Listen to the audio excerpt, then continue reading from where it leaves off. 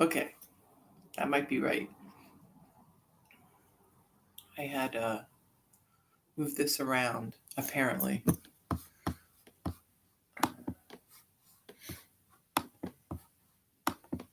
So, good morning. It's Friday. Good morning, Dora. Here we are again. End of the week, pretty much.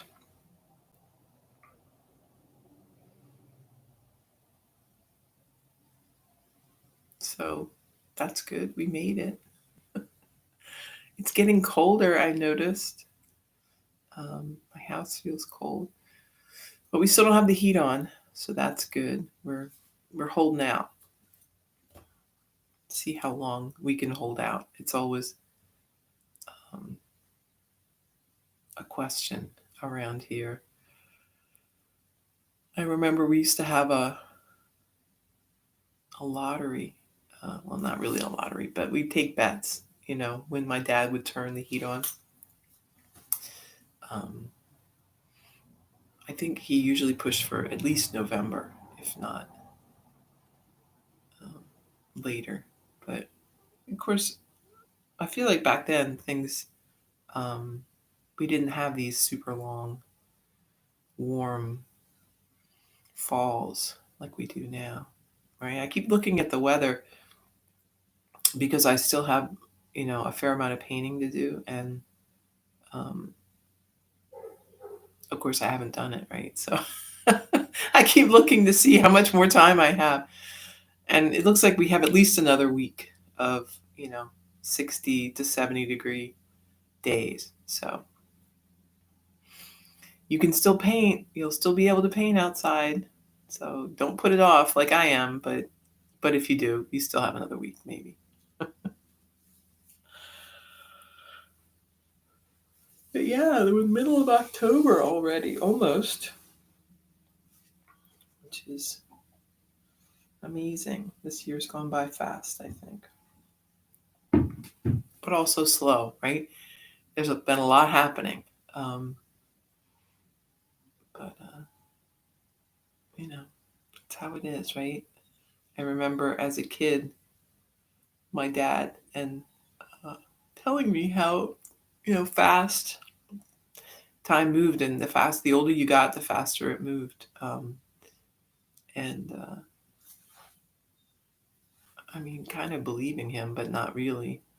Um, I mean, I guess, as a teenager, certainly time was moving faster than when I was a kid, but I didn't realize how fast it got. That whole weeks just zipped by. Um, and years, right? So you look at things in your house and you think, oh, I just got that.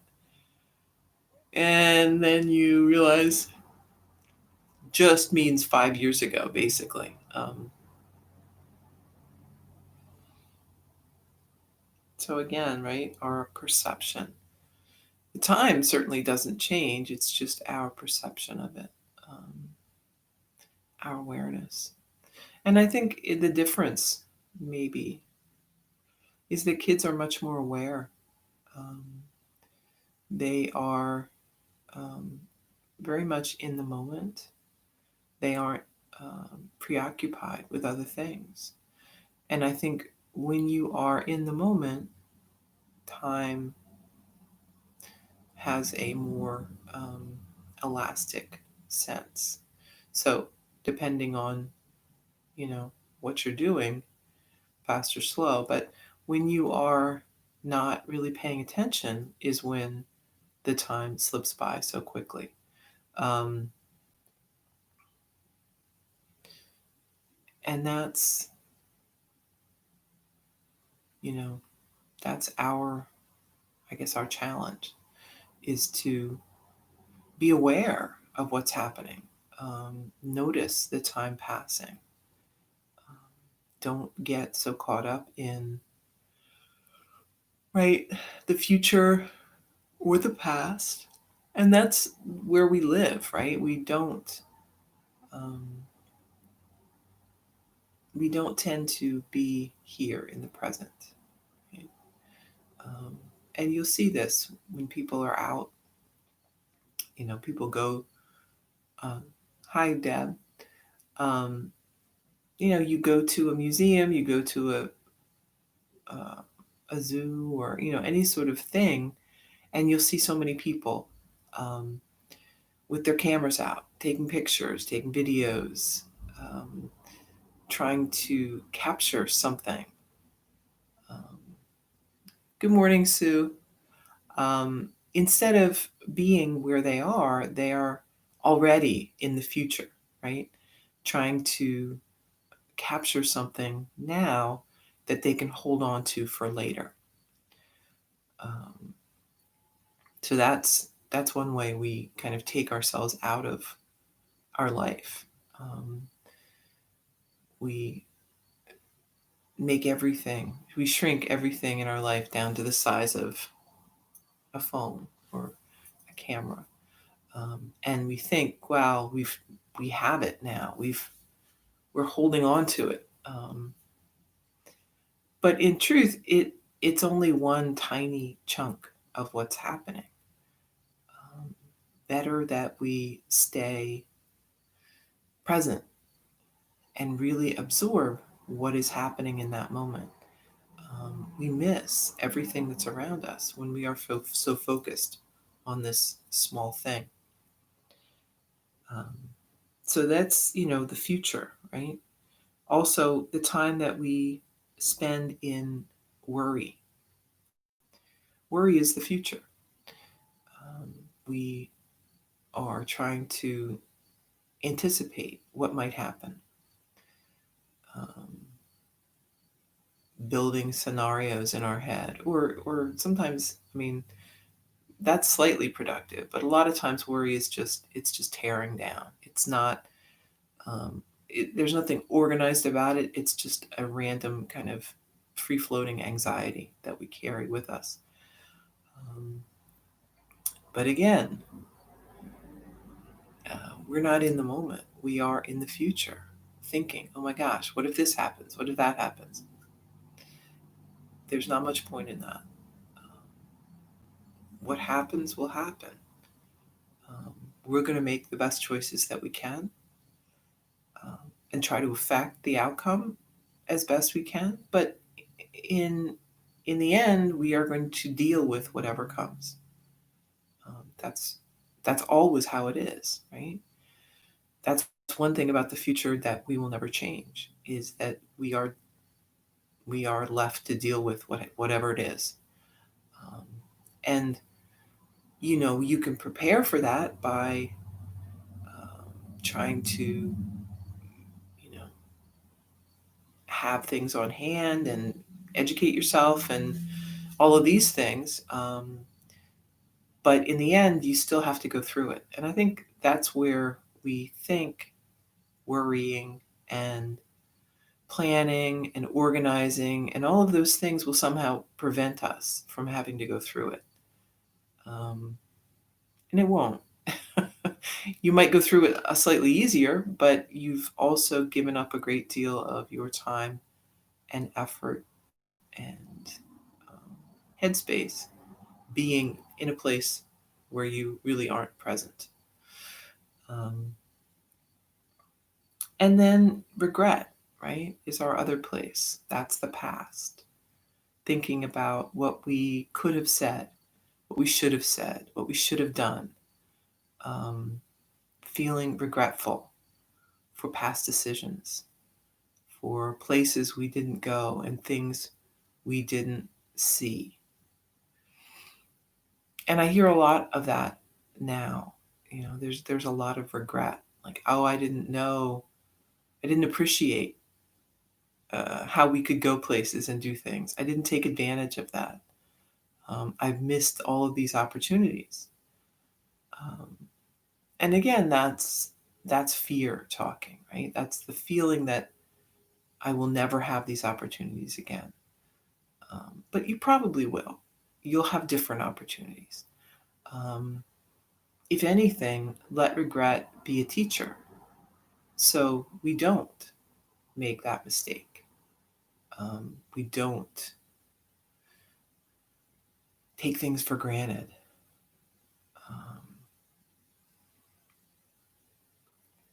But that is, again, ultimately a waste. Um, it is a good idea, just as being organized is sort of the positive, organized and educated is the positive side of worry.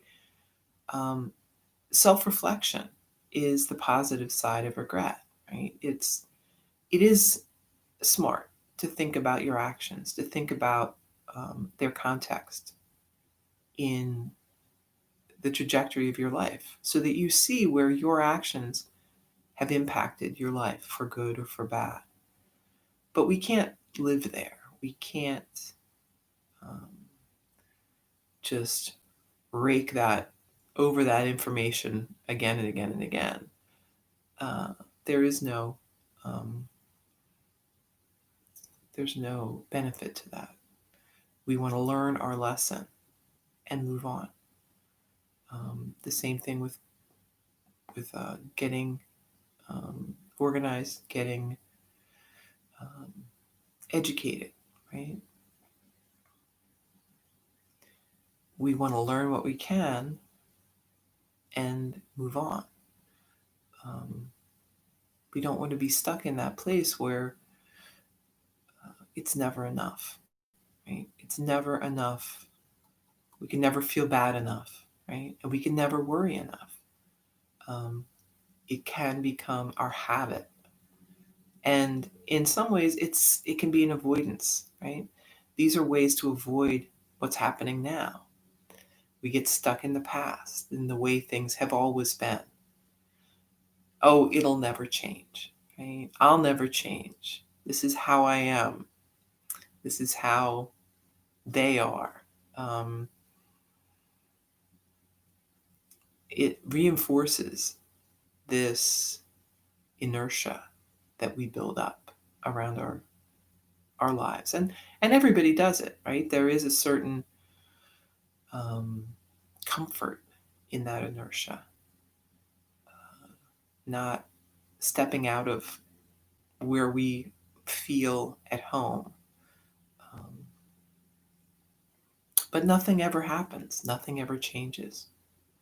Right? If you stay at home in this hiding in this space, thinking about all the mistakes you made and worried about the mistakes you might make, life is to be lived. And that means you're going to make some mistakes and you're going to fail and you're going to succeed. Um,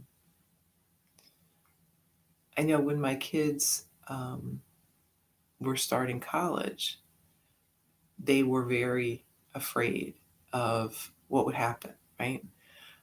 And they certainly had things that they needed some help with. Everybody's math was terrible, and I knew that because we struggled with math. People did not want to do their math, and that was it, right? You don't do your math, you're going to have problems. So people took remedial math classes, no big deal. And each of my kids struggled with something, right? Uh, a class that really tripped them up. And sometimes it wasn't necessarily the class itself, but it was the quantity of classes, right? They could not give the attention to that one class that really needed it because of the others. So getting over that fear, right? That you might fail and failing, and then retaking the class in a different time, in a different place where maybe you didn't have as many obstacles. You didn't have as many classes. You take it in summer school. I mean, these are the things we do. You don't have to get everything right the first time around. Um, Nobody's looking for perfection, but you got to keep going.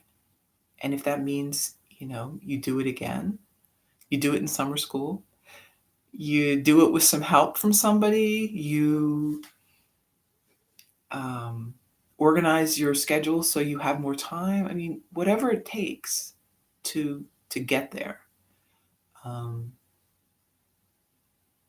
we need to embrace that and not feel ashamed or afraid or worried or discouraged, right? There's no, these are all negative and, right, they're the things that keep you where you are, and they don't allow you to keep going. Um, so when we get older, I think it's a little more complicated, right?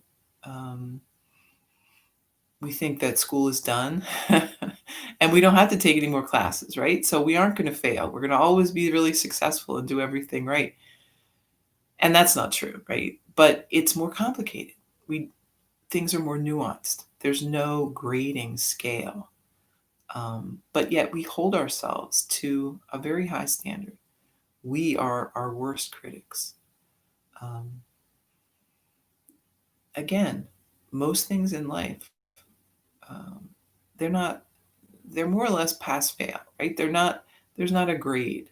Um, if you get through it and you're still alive and, and the house hasn't burned down, you succeeded, right? You passed. Um, Maybe it wasn't as pretty as you would like it to be, um, but you're learning. We're all learning as we go. So be in your present. Be aware of time passing. Don't take yourself out of your life. Don't be so interested in documenting your life that you forget to live it. You forget to be right there as things are happening.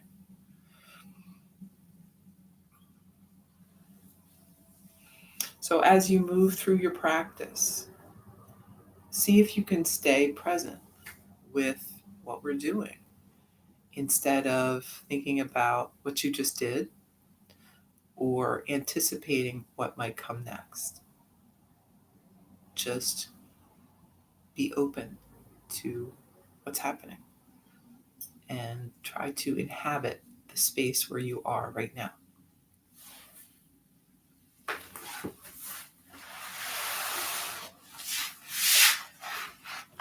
Sitting up tall.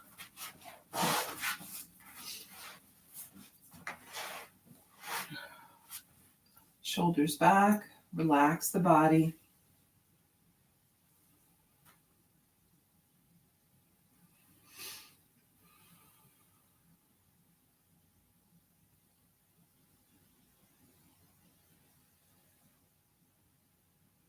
Take one more breath and then just bring the chin down toward the chest. Let the head hang down.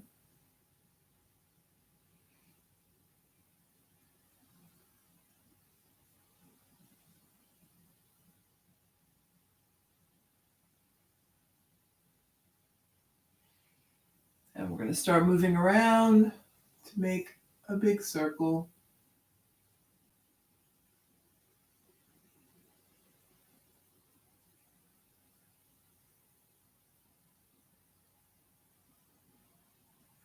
One way and then the other.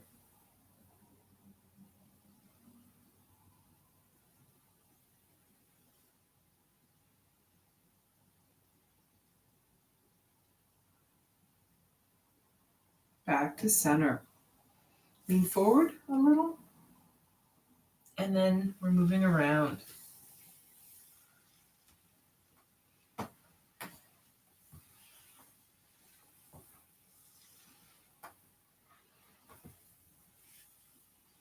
One way and the other.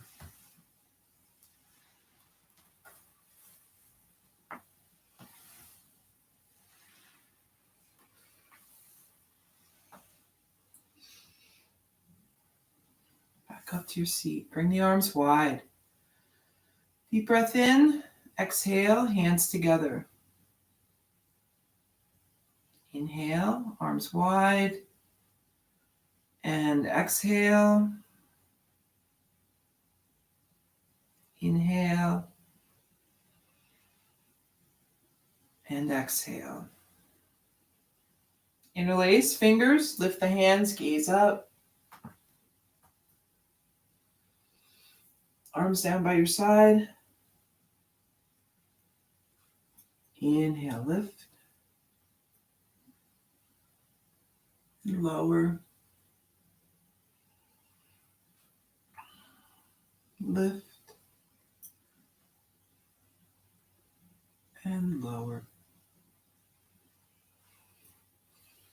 Once more, lifting up. Right hand down by your side, reach across.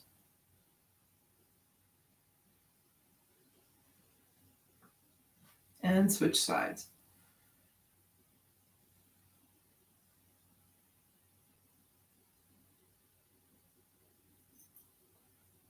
Back up. Lift the shoulders, roll back.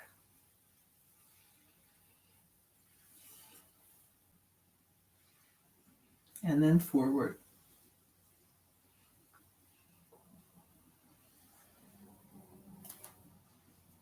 Right hand on left knee, left arm behind, sit up tall, then twist.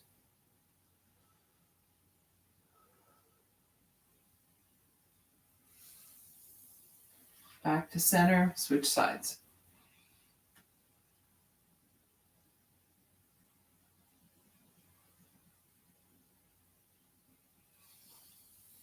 And back to center.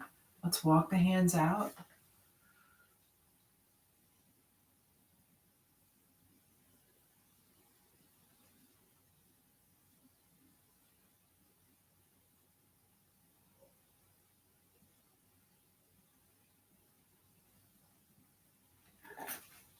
Back up, fingertips away from the body. Squeeze, shoulders back. Gaze up.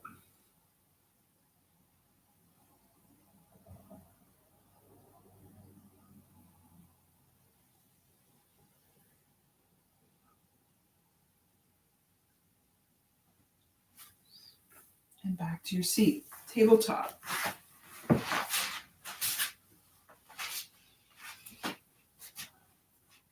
Sitting back on the heels.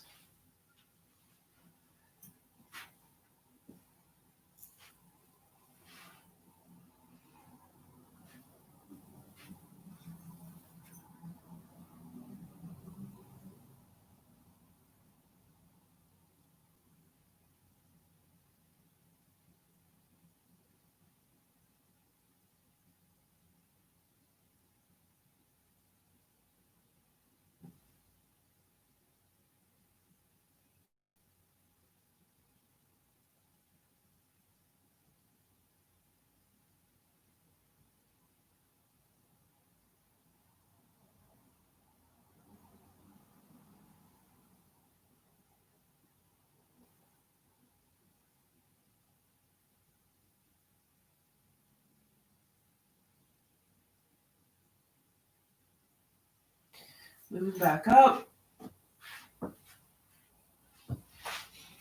Tabletop, take a few sets of cat-cow. Just moving with your breath at your own pace.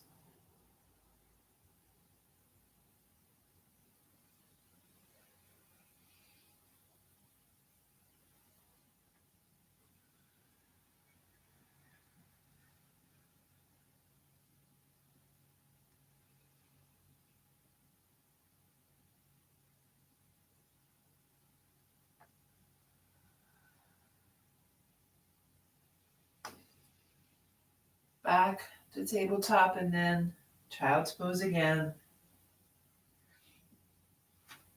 Maybe stack the fists, rest your forehead.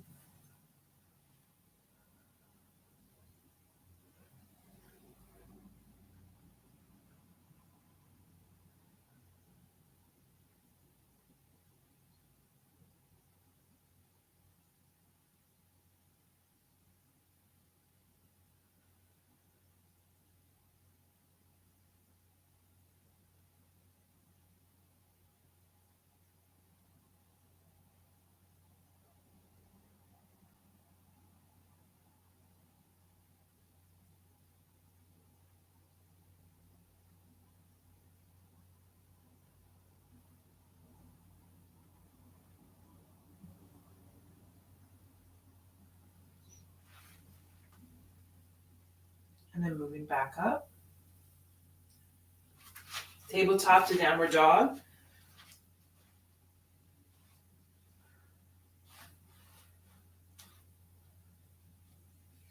Move around a little, getting body warmed up.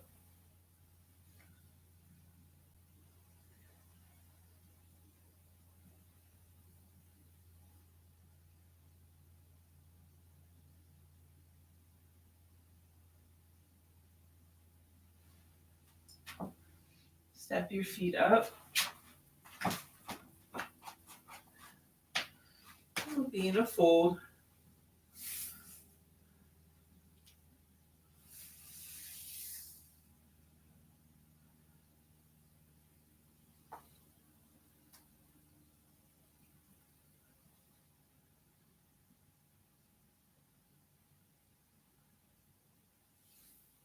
Rising up slowly. Tall in your mountain, breath in. And breath out.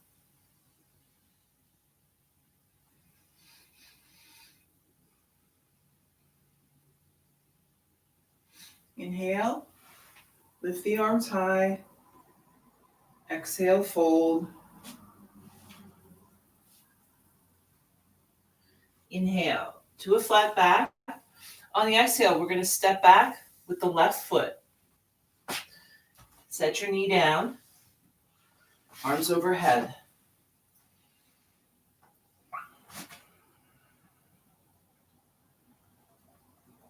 Hands to center. Deep breath in and then twisting to the right. You're going to hook the elbow here. Kind of press into the knee.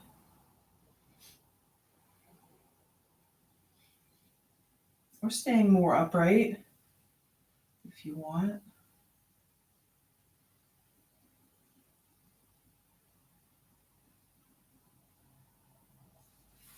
Back to center.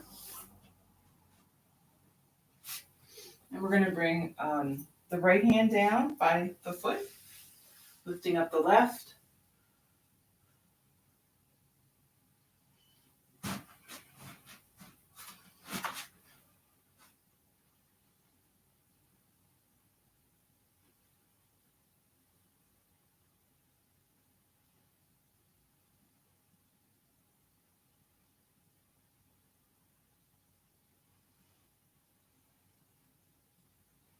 Let's bring the left hand down so it's on the outside, toward the edge of the mat, right? So a little distance from that right foot, just so you have some balance here. Lifting up the right.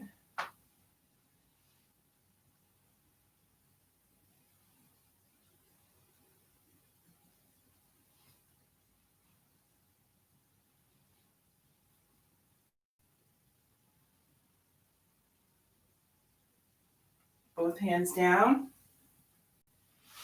You kind of lean into the hands for sort of a mini lizard here.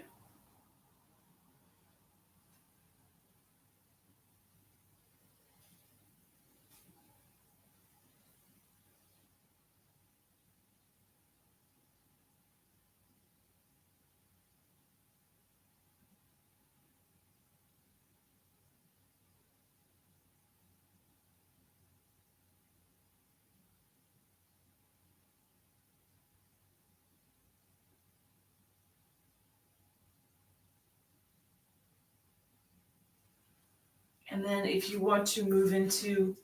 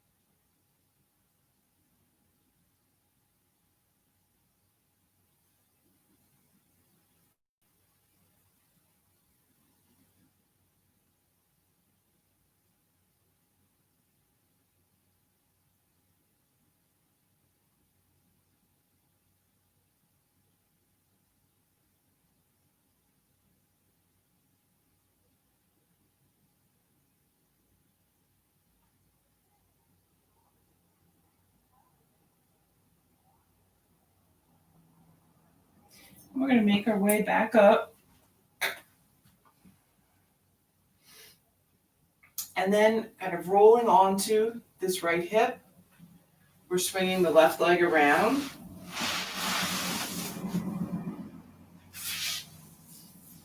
So we have it out.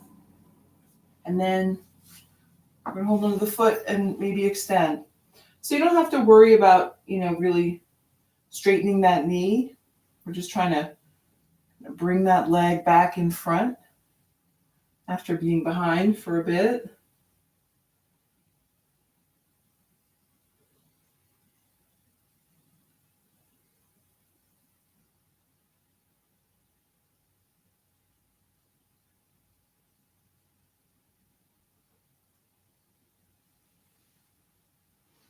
And then bend the knee.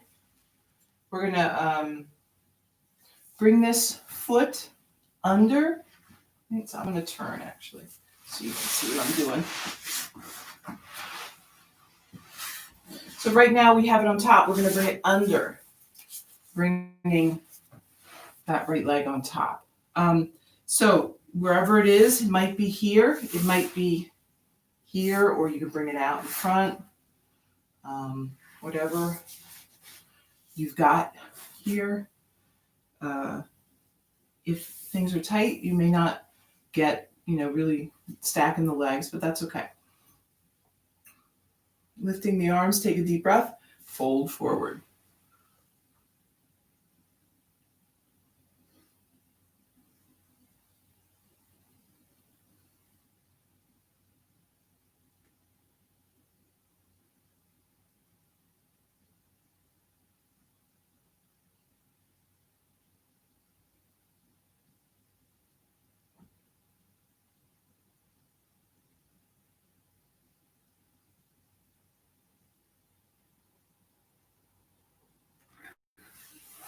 And then moving back up, we're going to cross the ankles here, let the knees come down, and then back to tabletop. Let's sit back into child's pose.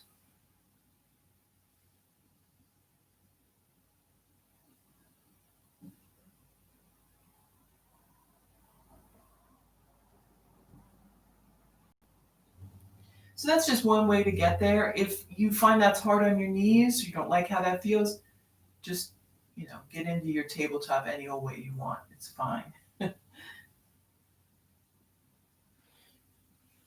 Back up. Tabletop to downward dog.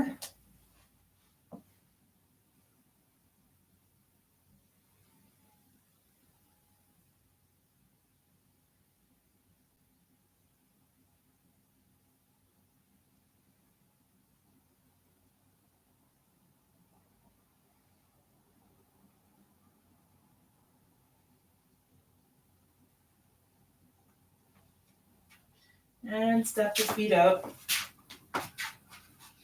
Inhale, flat back. Exhale, fold. Inhale, lifting the arms. We're back to mountain. Breath in and breath out. Inhale, lift the arms. Exhale, fold. Inhale, flat back. On the exhale, right foot steps back. Drop your knee, arms overhead.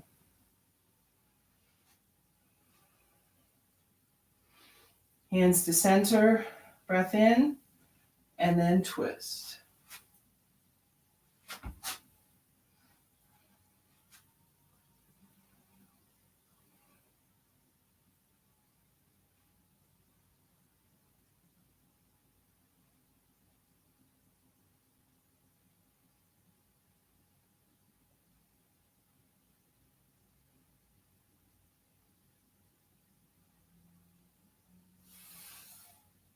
Coming back to center, left hand down by the foot, right arm lifts.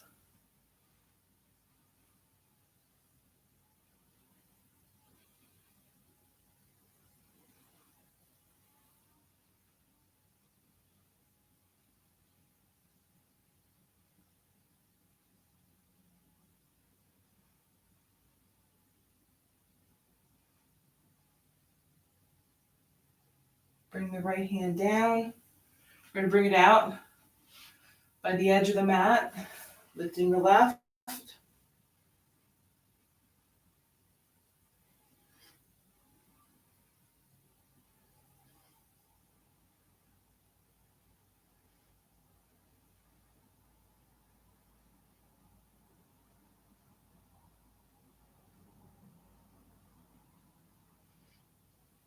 And then both hands down. And walking out into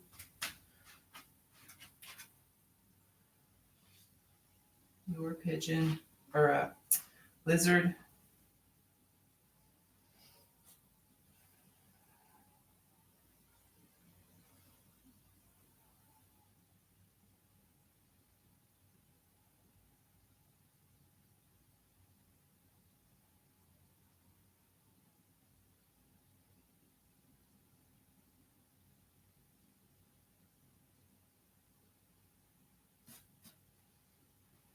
And then walking it across that left foot.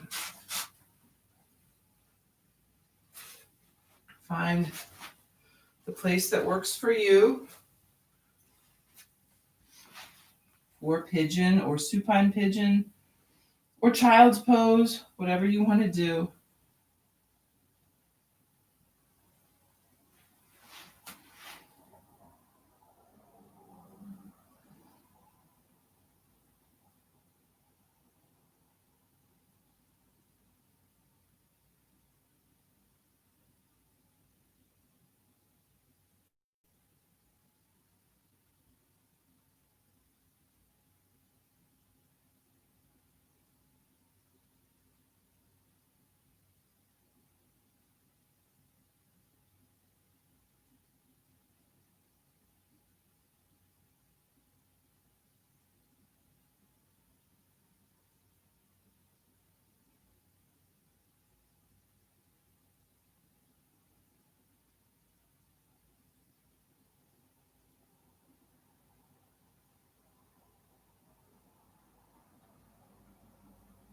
Coming back up.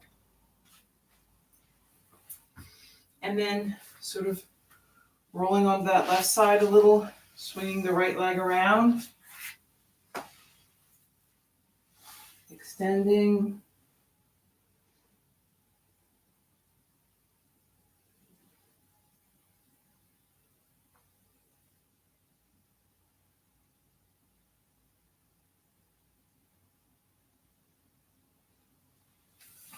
And then bringing the right leg under.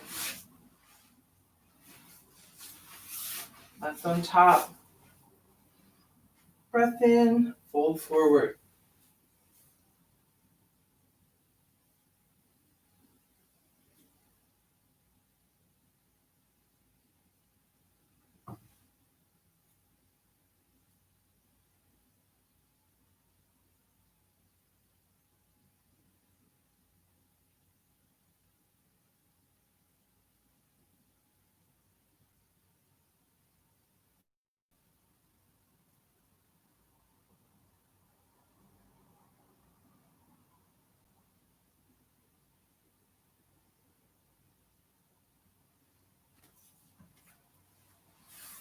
Coming back up.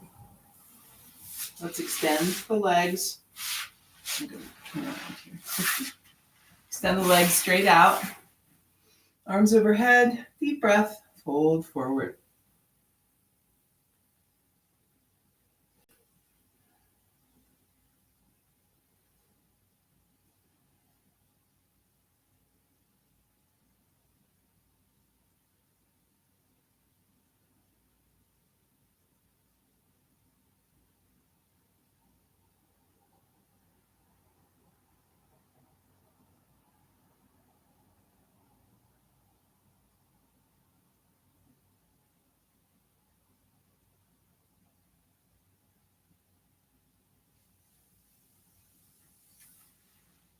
And back up. And that right knee.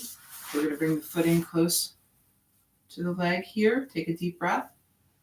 Fold forward, reaching down for the left foot.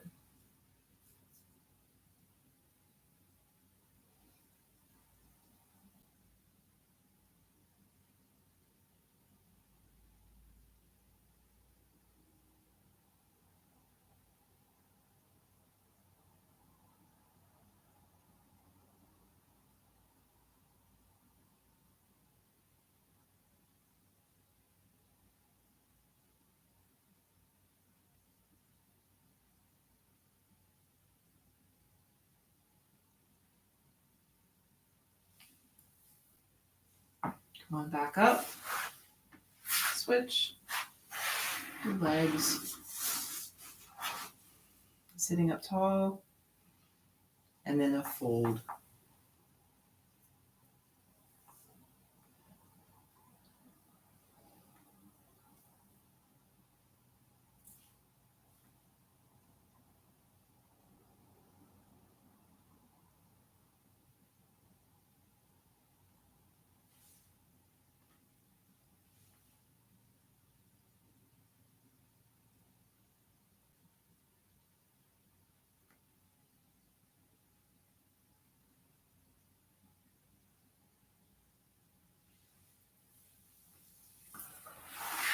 Back up to your seat. Both legs in front. One more fold. Deep breath. Fold forward.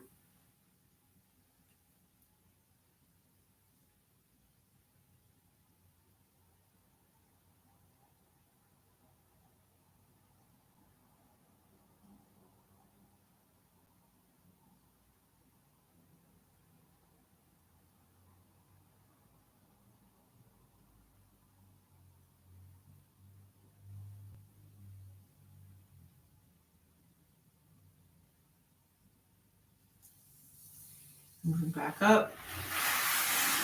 Bend the knees. Soles of the feet to the mat. We're going to lower down or rock back. So we're resting on the mat.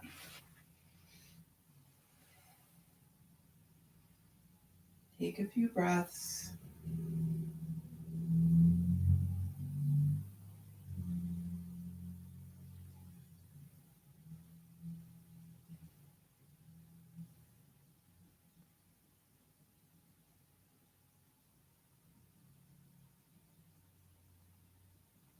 Let's extend both legs long.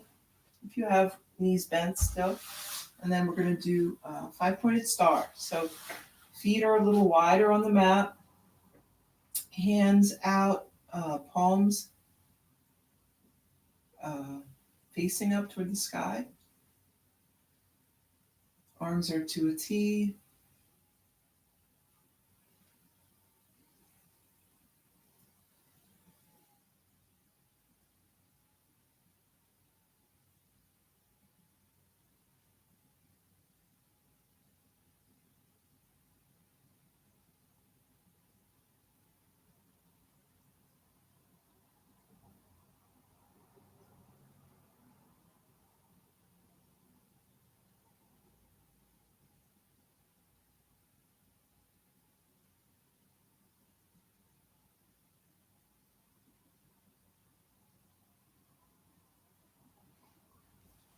And then let's bring the arms up over the head.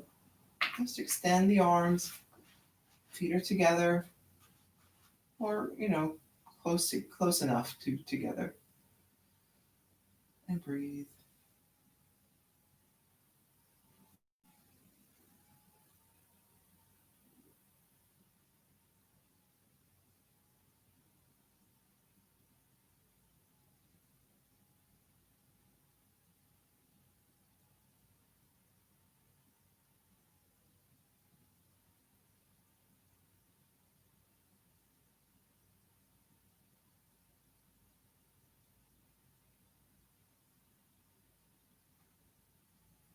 Bring the knees to the center. We're going to hug them in.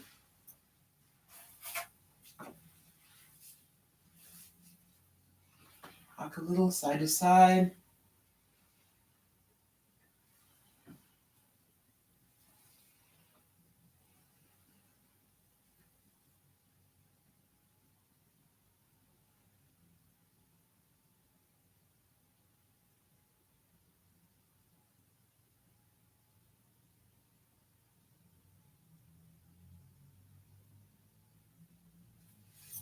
And then we're going to start lowering both knees over to the right. Arms are to a T or maybe goalpost arms.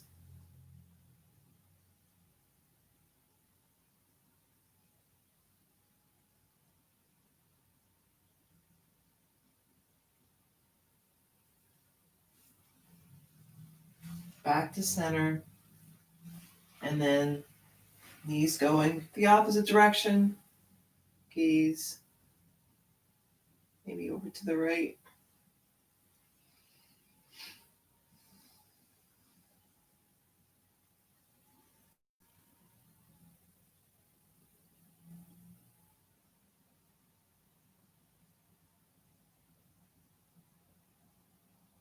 So when we're doing twists, we always try to focus that gaze to the opposite direction.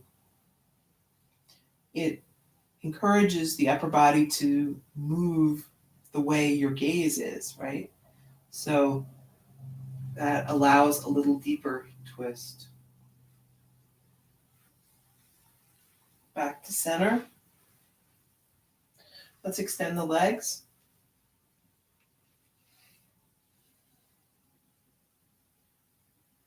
And when you're ready, lowering down.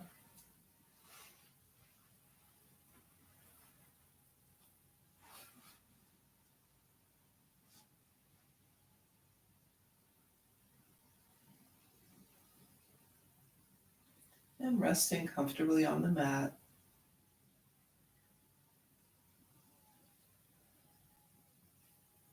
You can move into Shavasana.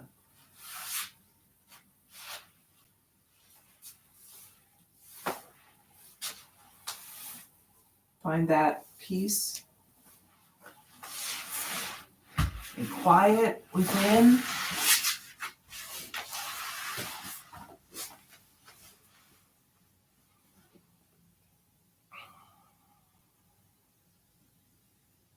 Be in this place now.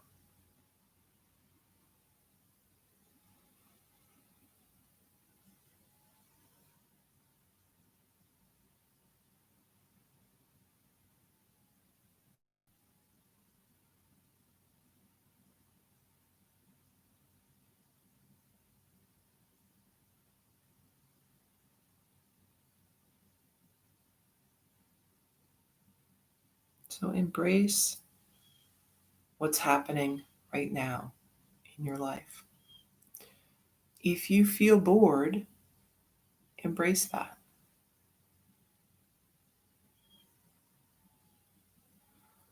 Boredom is a sign that, right, we maybe aren't doing enough.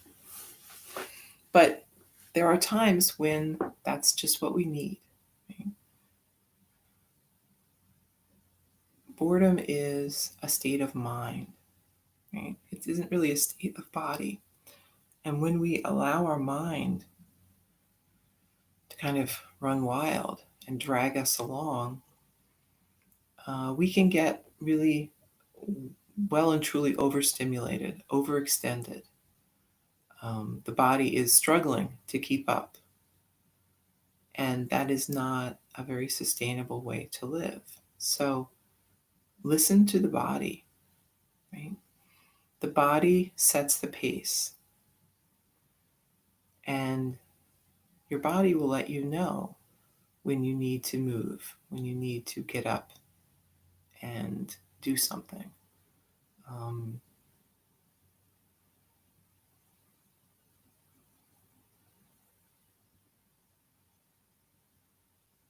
and if you are needing a rest, take a rest.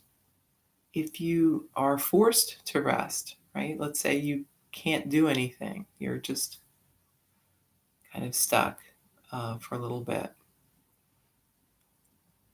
Take that time to recharge, right? If you're waiting for something to happen, try to enjoy that moment of peace and quiet. Consider it like a mini Shavasana in your day.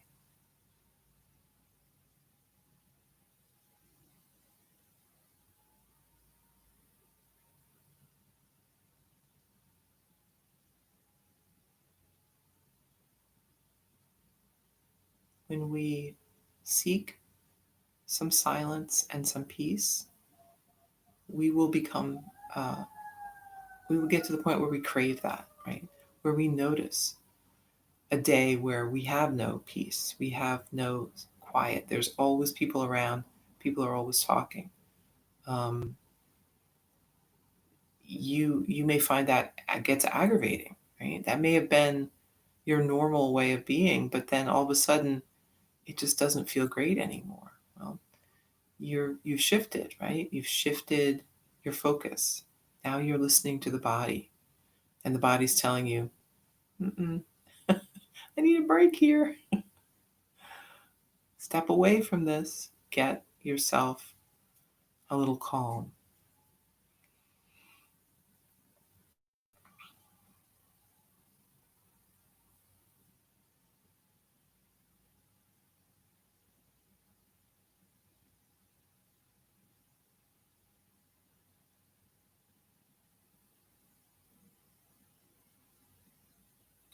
As in everything in our practice, you need to find the balance that works for you. Some people need more solitude than others. Some people thrive on more activity. That's up to you to figure out. And it may change over time or based on what's going on in your life.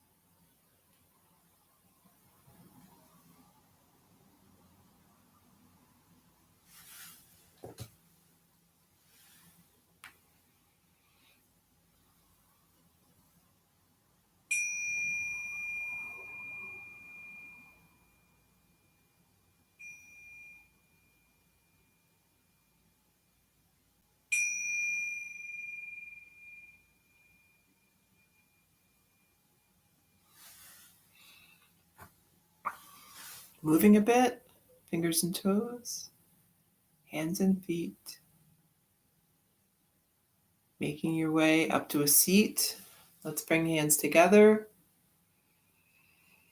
Deep breath in and out. Thank you for taking time this morning for yoga and for sharing it with me. I hope you have a really good Friday. Namaste.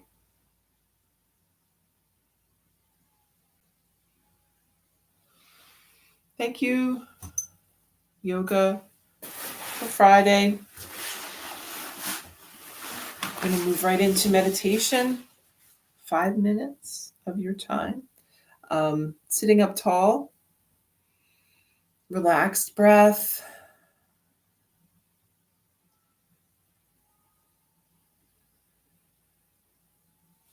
Finding that focus within.